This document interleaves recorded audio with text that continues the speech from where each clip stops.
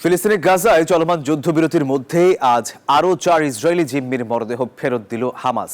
আর শনিবারে মুক্তি পাবে আরও 6 জন। বিনিময়ে 800 ফিলিস্তিনি বন্দীকে মুক্তি দেবে দখলদার ইসরায়েল। গাজা উপত্যকায় ইসরায়েলি হামলায় প্রায় 48,300-তে দাঁড়ালো প্রাণহানির সংখ্যা। এরই মধ্যে শিগগিরই ইসরায়েলের বিরুদ্ধে তৃতীয় প্রতিশোধমূলক সামরিক অভিযান চালানোর হুঁশিয়ারি দিয়েছে ইরান। ইসরায়েল হামাসের মধ্যে চলমান যুদ্ধবিরতি চুক্তি অনুযায়ী বিরতির 33তম দিনে নিজেদের কাছে থাকা মৃত জিম্মিদের মরদেহ ফেরত দেওয়ার তারিখ ছিল হামাসের। আর আগামী শনিবার মুক্তি দেয়া হবে আরও 6 জীবিত জিম্মি। বিনিময়ে দখলদারদের কাছ থেকে মুক্তি পাবে 800 ফিলিস্তিনি বন্দী। এদিকে 24 ঘন্টায় গাজা উপত্যকায় ইসরায়েলের সামরিক অভিযানে আবারও ঘটেছে প্রাণহানির ঘটনা।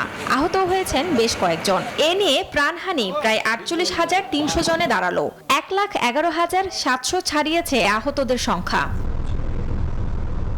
এদিকে ইরানের ইসলামী বিপ্লবী গার্ড বাহিনী হুঁশিয়ারি দিয়েছে, খুব শীঘ্রই ইহুদিবাদী ইসরায়েলের বিরুদ্ধে ট্রু প্রমিস 3 নামের তৃতীয় প্রতিশোধমূলক সামরিক অভিযান চালাবে তারা।